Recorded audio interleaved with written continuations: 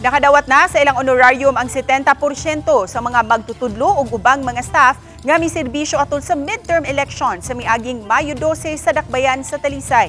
Gisugdan ang pag-apod-apod sa miaging Biyernes ug nagpadayon kini sa pagkasabado diin gipaagi sa taga Talisay Comelec ang pag-apod-apod sa honorarium sa matag barangay.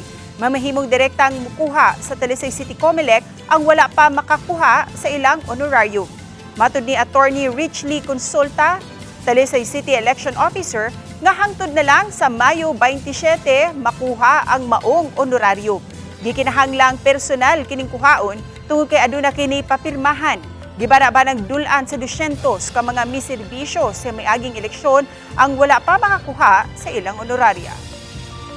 Dapat we can give the honoraria within 15 days, but later than that, we've informed them nga the deadline should be May 27. Later than that, ibalik na nina to, liquidate na, balik na sa we have to liquidate na dyan.